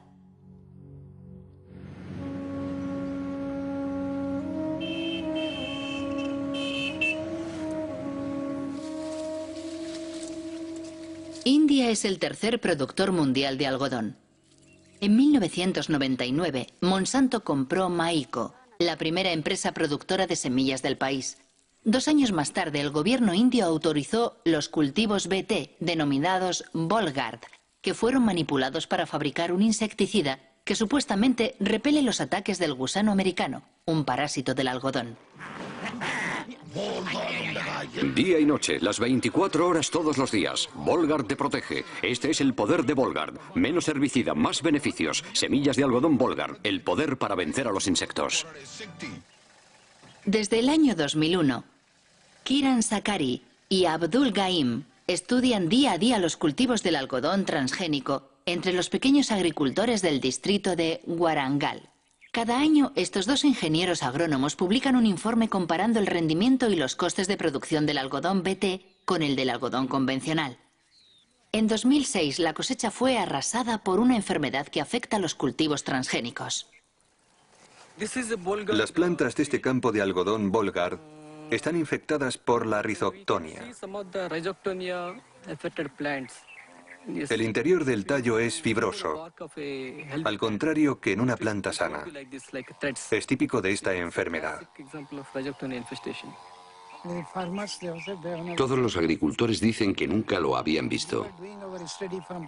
En el estudio que realizamos en 2001, solo observamos la enfermedad en algunas plantas de algodón BT. Pero con el tiempo se ha extendido y ahora no solo la encontramos en los campos de algodón BT, también en los cultivos no transgénicos. Personalmente creo que existe una mala interacción entre la planta manipulada y el gen insertado. Eso provoca una mayor debilidad en la planta que ya no se resiste a la rizoctonia. He leído en la página web de Maiko Monsanto que el algodón BT reduce supuestamente en un 79% el uso de pesticidas y aumenta el rendimiento en un 30%. Pero es un fracaso total. Invariablemente, al cabo de 70 o 90 días hay que tratar a las plantas contra el gusano americano, aunque sea algodón BT. ¿Cómo se explica que tantos agricultores compren semillas BT? Para los campesinos la oferta es muy reducida. Después de la última cosecha era muy difícil encontrar semillas en el mercado que no fueran BT.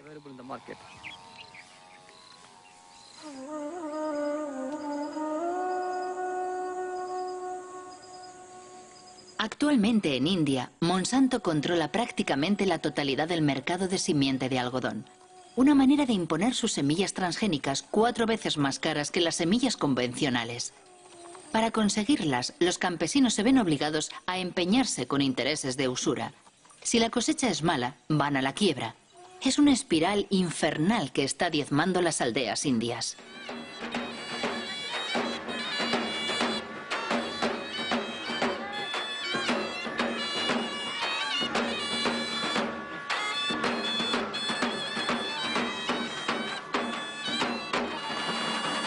¿Por qué razón se suicidó? La cosecha se ha perdido. ¿Algodón BT? Sí, algodón BT.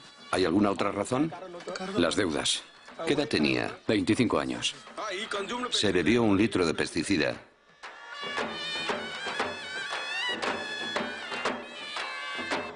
¿Es el primer suicidio en la aldea? No. El segundo.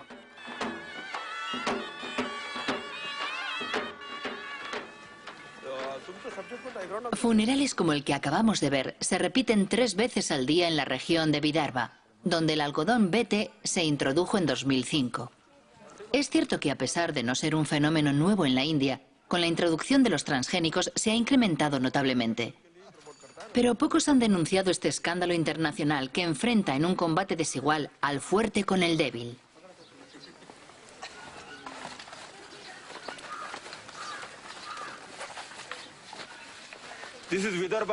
En las zonas de Vidarbha, donde se cultiva el arroz, se producen pocos suicidios. Esta es la zona donde se cultiva el algodón. El resultado del algodón BT es que el primer año hubo 600 suicidios entre junio de 2005 y junio de 2006. El segundo año, tan solo 6 meses después, ya llevamos 680 suicidios. Es un desastre.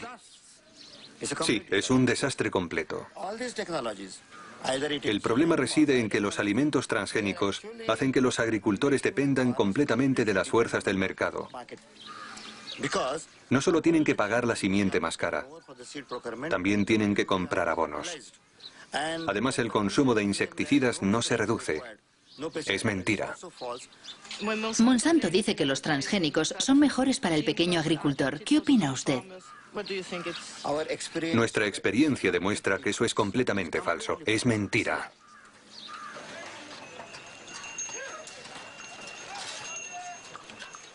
Este día de diciembre de 2006, la revuelta planea sobre el mercado de algodón más importante del estado de Maharashtra. 3 días después del rodaje de estas imágenes, estalló la revuelta y decenas de campesinos, entre ellos Kishore Tiwari, fueron detenidos. Nos ofrecen un precio muy bajo por nuestro algodón. Los campesinos están muy nerviosos. ¿A cuánto asciende tu deuda? ¿A cuánto asciende tu deuda? 52.000 rupias, 60.000 rupias, 50.000 rupias, 20.000 rupias, 50.000 rupias, 15.000 rupias. ¿Cuántos de vosotros no plantaréis algodón BT el próximo año? No quieren cultivar algodón BT.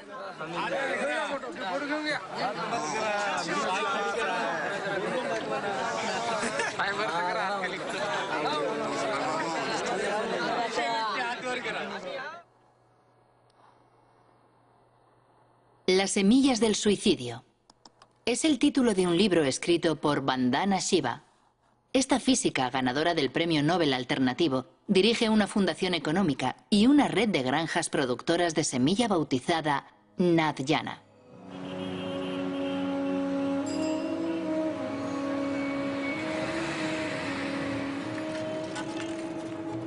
Vandana Shiva ya luchó contra la primera revolución verde, aquella de los años 60 que introdujo la agricultura industrial en la India. En la actualidad denuncia la que ella denomina Segunda Revolución Verde, la de los transgénicos de Monsanto protegidos por patentes. La diferencia entre las dos es que la primera Revolución Verde fue dirigida por el sector público y las agencias gubernamentales controlaban la investigación. La Segunda Revolución Verde está dirigida por Monsanto. La segunda diferencia es que la primera Revolución Verde tenía el objetivo oculto de vender más productos químicos, pero su motivación principal era producir más alimentos y alcanzar la seguridad alimentaria. Al final, aunque se hiciera en detrimento de otros cultivos como las leguminosas, se produjo más arroz y trigo para alimentar a la gente. La segunda Revolución Verde no tiene nada que ver con la seguridad alimentaria. Su único objetivo es aumentar los beneficios de Monsanto. Ellos siempre han dicho que la manipulación genética es un medio para conseguir patentes. Ese es su verdadero objetivo. Si observan la estrategia de investigación que Monsanto desarrolla en este momento, la compañía está probando una veintena de plantas en las que ha insertado el gen BT, la mostaza, el gumbo, la berenjena, el arroz, la coliflor. Una vez que imponga como norma el derecho de propiedad sobre los granos modificados genéticamente, podrá empezar a cobrar derechos de autor. Todos dependeremos de Monsanto por cada semilla que plantemos y cada campo que cultivemos. Si controla las simientes, controlará la alimentación. Y ellos lo saben, esa es su estrategia. Eso es más poderoso que las bombas, más poderoso que las armas. Monsanto responde a estas enérgicas acusaciones afirmando que nada de eso es cierto y esgrime los compromisos de su promesa: integridad, diálogo, transparencia, compartir. Queremos participar de forma constructiva en el proceso por el cual sociedades de todo el mundo intentan encontrar buenas respuestas a esas cuestiones. ¿Los productos serán seguros para el medio ambiente? ¿Cómo afectarán a la biodiversidad? ¿Cómo afectarán a otras plantas, insectos y pájaros? ¿Qué ocurre con el cruce de genes? ¿Qué ocurrirá si los genes invaden especies salvajes? Para mí todo eso significa, entre otras cosas, escuchar atenta y respetuosamente todos los puntos de vista. Como quien no quiere la cosa, Robert Shapiro acaba de hablar de un tema muy delicado que preocupa extraordinariamente a todos los detractores de los transgénicos: la contaminación transgénica. Monsanto prefiere hablar de presencia accidental como consecuencia del orden natural. Al parecer, los transgénicos ya han contaminado el maíz mexicano. Eso es lo que demuestra un estudio publicado por la revista científica Nature, firmado por el profesor Ignacio Chapela, de la Universidad de Berkeley. El artículo ha provocado una intensa polémica.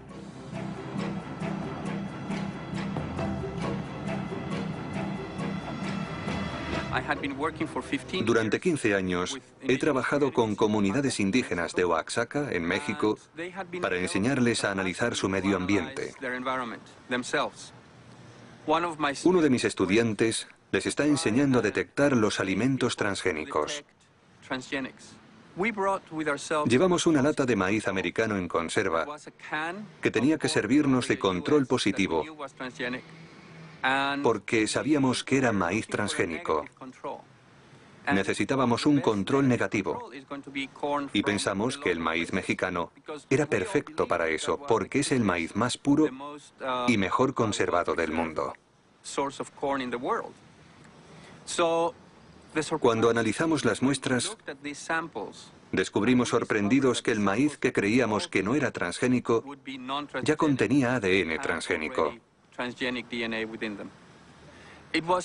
Fue una gran sorpresa comprobar que las variedades tradicionales, preservadas y mantenidas localmente desde hacía 10.000 años, ya estaban contaminadas por transgénicos procedentes de Estados Unidos.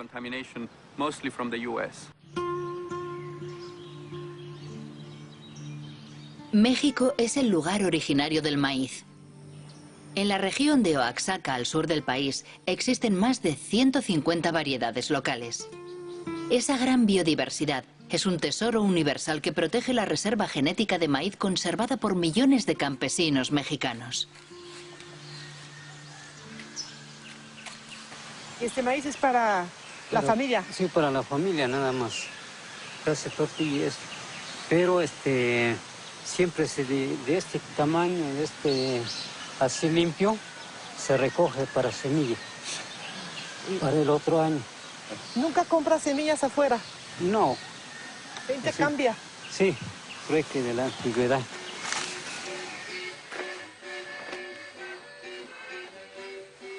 Para proteger la diversidad de su maíz, México ha prohibido los cultivos transgénicos.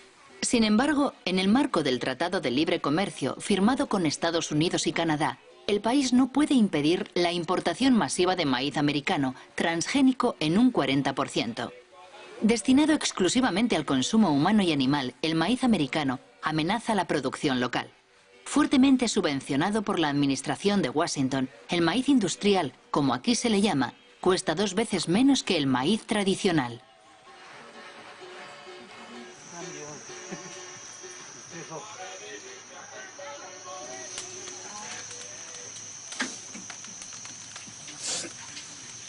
¿La tortilla siempre se hace con maíz criollo? Sí. Natural, rinde más. Sí.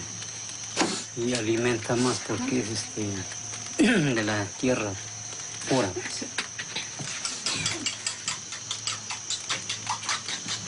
Este es el maíz morado. Antiguamente mis abuelitos sembraban. Ahorita se sigue conservando. Así es. Antes de la conquista ya. Sí. No, y ya viene la otra conquista. ¿Cuál es la otra conquista? Transgénico, pues. El transgénico. Para tumbar esto. Y desaparecer lo criollo para que reine el maíz hecho. Vamos a depender mucho de eso porque vamos a tener que poner fertilizante que ellos vendan, insecticida que ellos vendan. Todo lo que ellos tengan que vender, tenemos que comprarlo para que haya maíz, no va a haber.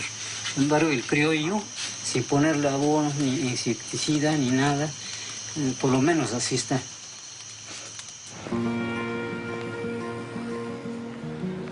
El artículo de Ignacio Chapela en Nature provocó una gran conmoción en México. El Instituto Nacional de Ecología confirmó la contaminación del maíz mexicano. Los genes Roundup Ready y BT se han encontrado en el maíz de 5 regiones del país. ¿Qué ocurrirá si el maíz transgénico se cruza con las variedades tradicionales? La doctora Elena Álvarez llevó a cabo la experiencia con una flor local. Introdujo el mismo gen en varios ejemplares de la planta y después observó su crecimiento. Nosotros hemos visto que aún 2 plantas idénticas genéticamente, es decir, tienen todo el genoma idéntico, todos los cromosomas son igualitos y tienen el mismo transgen, pero este transgen está localizado en diferentes sitios, ¿no? Y sin embargo, cuando vamos a analizar el fenotipo, es decir, la forma floral que tienen estas plantas, algunas de ellas son idénticas al tipo silvestre, es una flor normal con 4 pétalos, 4 sépalos que están abajo, y otras son flores aberrantes. Tiene pelos ectópicos, tiene pétalos también con formas raras, y algunas de estas flores pueden llegar a ser completamente monstruosas. Y la única diferencia entre esta y la que parece silvestre es la localización del transgen, que se insertó en otro sitio por casualidad. ¿Por qué es preocupante? En México, una vez que estas semillas sean liberadas al ambiente, es muy probable que los transgenes vayan y se inserten en los genomas de las razas criollas mexicanas. Esto no se puede controlar. Una vez que se libera al ambiente y que hay entrecruza, que la va a haber porque el maíz se poliniza abiertamente por viento, entonces el fondo genético del criollo puede hacer que el mismo transgen tenga efectos distintos, ¿sí?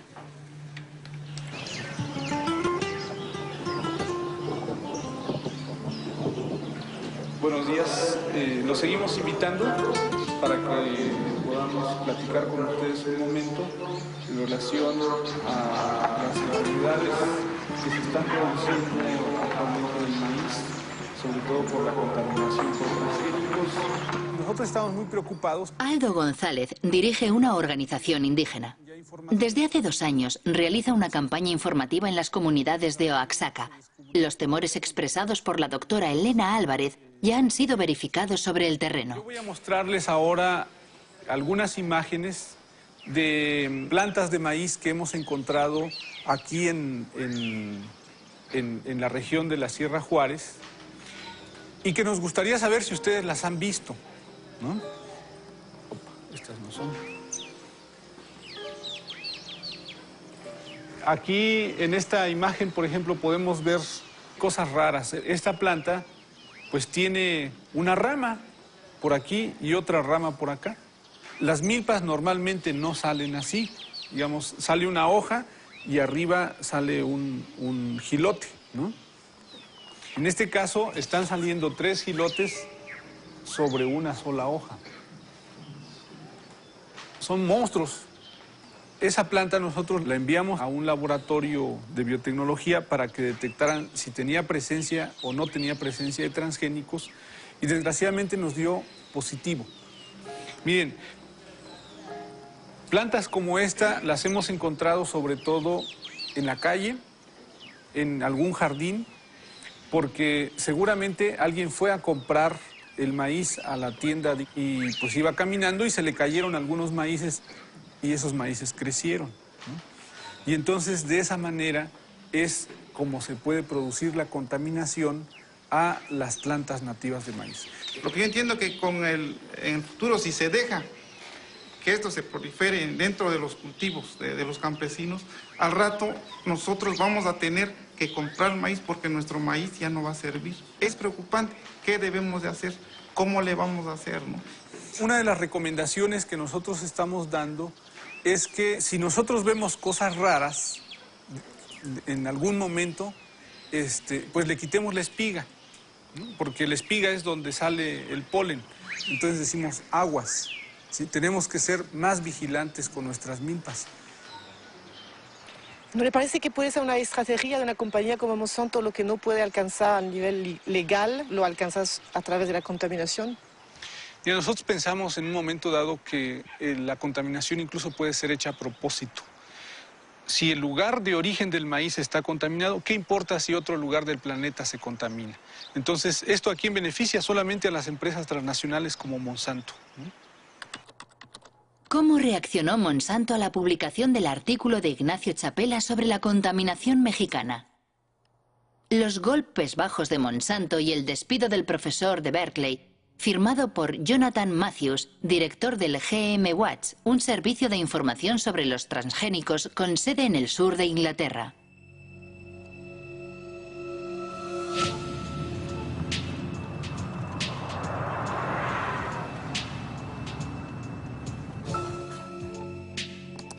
Según Jonathan Matthews, Ignacio Chapela ha sido víctima de una campaña lanzada en AgBioWorld, una página web partidaria de los transgénicos. La víspera de la publicación del artículo de Nature, una tal Mary Murphy envió un email que AgBioWorld distribuyó entre miles de científicos de todo el mundo. Decía así: los activistas sin duda van a hacer correr el bulo de que el maíz mexicano ha sido contaminado por genes de maíz transgénico. Al día siguiente, una tal Andura Smetasek envía un segundo email. Ignacio Chapela, activista antes que científico. Es verdaderamente una campaña de difamación. Los 2 primeros días entran en escena Murphy y Smetasek. A continuación, otros científicos reaccionan diciendo: tenemos que hacer campaña contra eso. Tenemos que inundar Nature con emails que digan que ese estudio no es serio. He pasado mucho tiempo investigando quiénes eran Smetasek y Murphy. Por lo que respecta a Smetasek, si consideramos los datos técnicos de sus emails, vemos recibido de y la dirección del remitente. Y después un protocolo de Internet. Solo hay que copiarlo y buscarla en un anuario de páginas de Internet.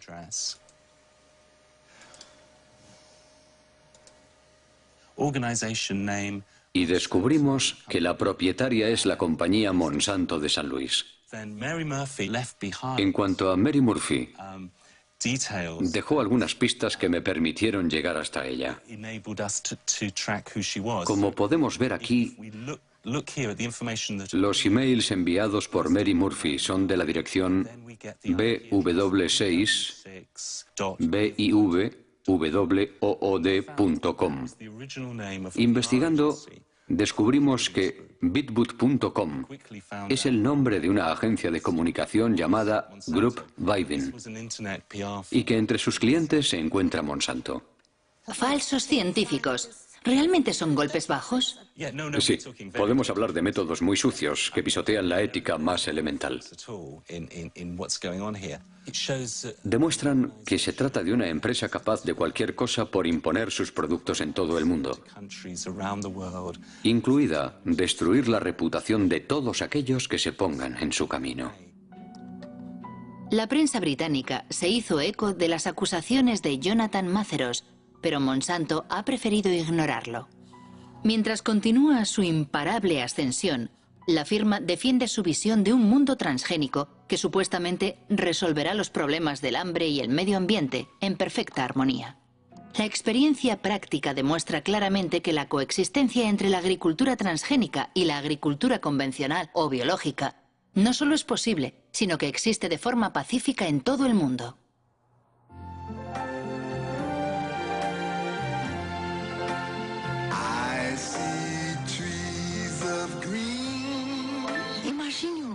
Imagine un mundo que proteja la naturaleza, la tierra, los ríos, donde la gente pueda producir maíz con menos productos químicos y sin matar los bosques. Usted está pensando en un mundo con transgénicos.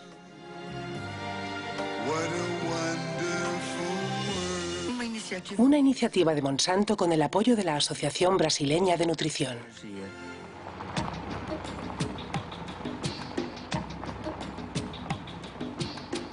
El mundo transgénico ya está en marcha en América del Sur, donde en 2007 se sembraron 40 millones de soja Roundup Ready. La conquista comenzó 10 años antes en Argentina, el único país que autorizó oficialmente los cultivos transgénicos. Desde entonces, los transgénicos se han extendido misteriosamente por los países vecinos, como Brasil o aquí, en Paraguay. En 2005, el gobierno paraguayo legalizó finalmente los cultivos clandestinos para salvar sus exportaciones de soja, especialmente a Europa, donde el etiquetado de los transgénicos es obligatorio. Una forma de reconocer que el Ministerio de Agricultura se enfrentaba a un hecho consumado. Cuando se aprobó la utilización del transgénico, había entrado originalmente el transgénico en forma irregular. ¿Y se sabe cómo entraron las semillas? ¿Cómo entraron? ¿Por la bolsa negra o...? No, nosotros le llamamos esas bolsas blancas. No le llamamos, ustedes le llamarán bolsas negras, nosotros le llamamos bolsas blancas. Son semillas que no tienen certificaciones oficiales. ¿Se sabe si Monsanto tuvo un papel en el contrabando de semillas? Quizás las empresas pudieron haber promocionado sus variedades, sus líneas de semillas. Evidentemente, y como le digo, el gobierno tuvo que reaccionar ya proactivamente, pero una vez ocurridos los hechos.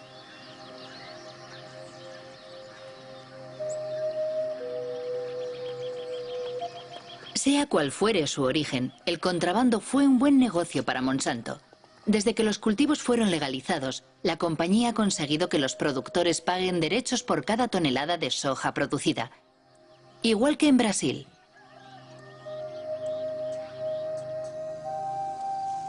Desde entonces, la deforestación avanza imparable en Paraguay, expulsando a la fuerza a los pequeños campesinos que se niegan a abandonar sus pequeñas parcelas.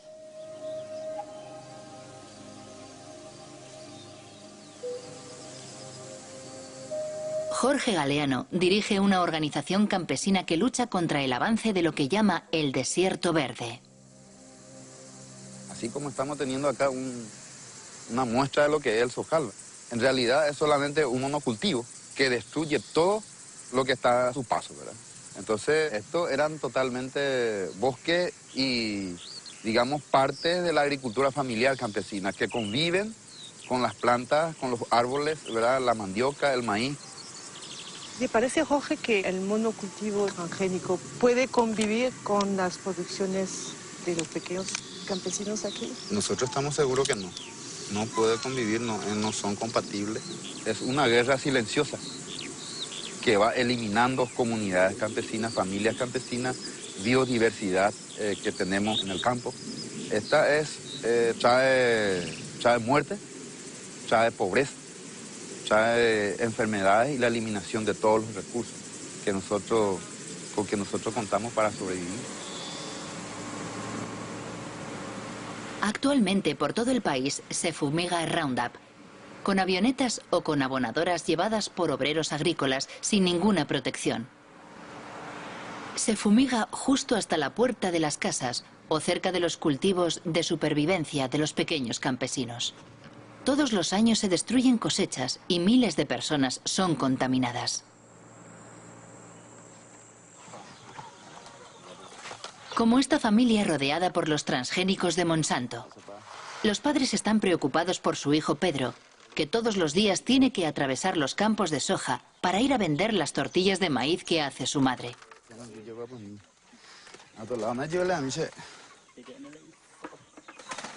¿Desde cuándo tiene eso? Le empezó hace 15 días. Empezó por el pie. Y después se le extendió. Así fue como empezó. ¿Le duele la cabeza?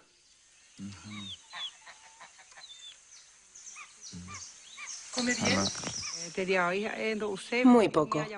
Hoy no ha querido comer lo que le preparé. Solo ha tomado un zumo. ¿Y su hermano? Él come mejor, pero es difícil. Así es, vivimos. Tomamos el agua, intoxicado. muriendo de nosotros 60 patos con gansos. Ahí viene y enseguida cae y muere. Porque allá se pasaba, se mata todo. Ahí en la altura. Y cuando llueve viene el agua y el pato vive por el agua. Y por eso. En Paraguay, el 2% de la población posee el 70% de las tierras cultivables y con los transgénicos la concentración no deja de aumentar. Las 3/4 partes de los productores de soja son extranjeros que invierten su dinero en el nuevo oro verde. Con la crisis de las vacas locas y la prohibición de las harinas animales, y más recientemente, con la pasión por los biocarburantes, el precio de la soja se disparó provocando una avalancha de los cultivos Roundup Ready. Según el último censo de Paraguay, 100.000 personas abandonan cada año el campo para instalarse en los suburbios de las grandes ciudades. La mayoría huye de la soja transgénica de Monsanto, destinada a alimentar los pollos, las vacas y los cerdos de Europa. Ñaña, imítala sobre el modelo de producción. Vamos a hablar del modelo de producción de soja transgénica promovido por Monsanto. Es una empresa multinacional presente en el mundo entero, cuyo objetivo es controlar toda la producción de alimentos en el mundo.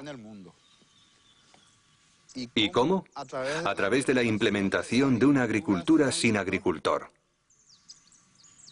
El resultado es que nos priva de nuestra soberanía alimentaria, es decir, de la posibilidad de alimentarnos por nosotros mismos, sin depender de nadie para hacerlo. Por eso decimos que tenemos que luchar por nuestra soberanía, tenemos que luchar por nuestras tierras, tenemos que defender nuestra comunidad, tenemos que defender nuestra familia, tenemos que defender nuestro país. Mi familia vive en la ciudad y yo no quiero ir allí. Por eso, yo vivo aquí, porque en la ciudad hay que comprarlo todo, hasta la comida, mientras que aquí lo que sembramos es nuestro. Podemos comer lo que queremos, cuando queremos, mientras que en la ciudad no podemos comer lo que queremos. Quiero añadir que el combate de estas familias por su supervivencia nos concierne a todos. En 2007, Monsanto tenía 18.000 empleados en 50 países. Mientras, sus acciones en bolsa no han dejado de subir y sus beneficios alcanzaron $1.000 millones. Entre sus accionistas se encuentran fondos de pensiones, bancos, pero también cientos de miles de pequeños accionistas.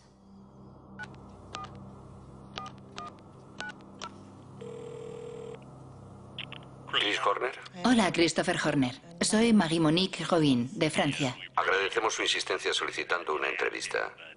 Pero hemos tenido algunas conversaciones internas y no hemos cambiado de opinión. De forma que no tenemos ninguna razón para participar en su documental, porque sospechamos que no será muy positivo para nosotros.